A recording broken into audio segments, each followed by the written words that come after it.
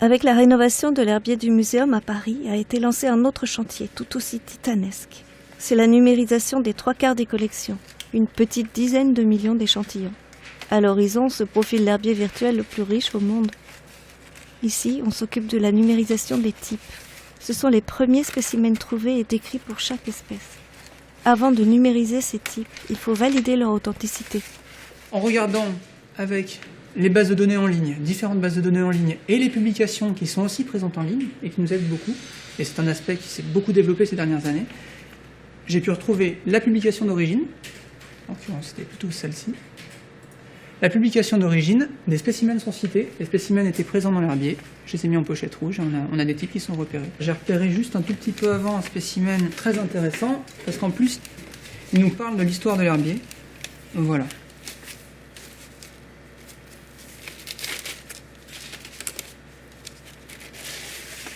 Donc ce spécimen vient de l'herbier vaillant, comme c'est écrit ici.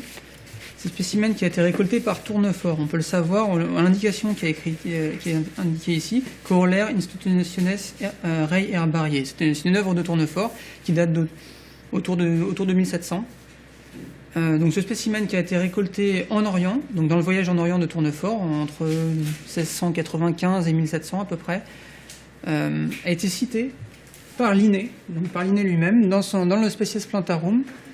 Il cite pour une espèce, Cocalis orientalis, il cite 2 polynômes latins. Donc avant Linné, les noms étaient généralement en polynômes.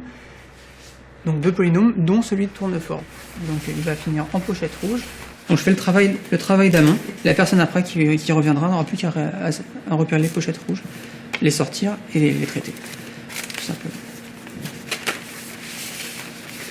Traiter, ça veut dire passer ces spécimens au scanner. La numérisation proprement dite va commencer. Une équipe d'une dizaine de personnes a été constituée spécialement pour ce travail.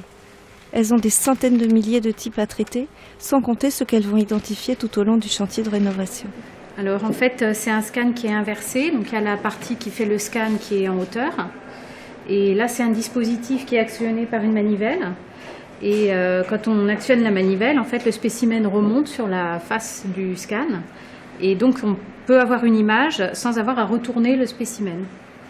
Donc là, je mets la charte de couleur, qui est obligatoire. Le scanner est lancé.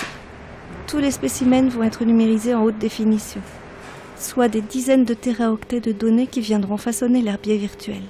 Parfois, les échantillons ne sont pas aux normes, ils ne peuvent pas se glisser sous un scanner. Attention les yeux. Il faut alors procéder autrement.